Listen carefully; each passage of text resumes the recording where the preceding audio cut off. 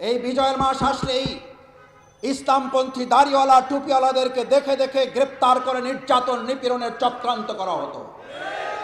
এই বিজয়ের মাস আসলেই মসজিদগুলো মাদ্রাসাগুলোতে আলাদা করে পুলিশ বাহিনী গোয়েন্দা সংস্থা নিয়োগ দেওয়া হতো শুধুমাত্র দাড়িওয়ালা টুপিওয়ালাদেরকে গ্রেপ্তার করার জন্য। বাংলাদেশের মুক্তিযুদ্ধ আর ইসলামকে দুই মুখোমুখি পর্যায়ে দাঁড় করেছিল ওই ফ্যাসিস্ট আওয়ামী লীগ সরকার।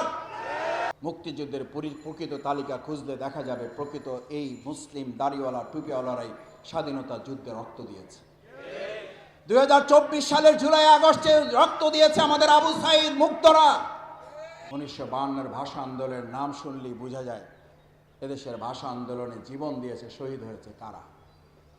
শহীদ সালাম, বরকত, রফিক, জব্বারের নাম শুনলে কি বোঝা যায় যে এদেশের ইসলাম আর মুক্তিযুদ্ধ, ইসলাম আর 21শে ফেব্রুয়ারি কি সাংঘর্ষিক জায়গায়, নাকি জাতিকে ঐক্যবদ্ধ করে সবাই মিলে লড়াই করেছে।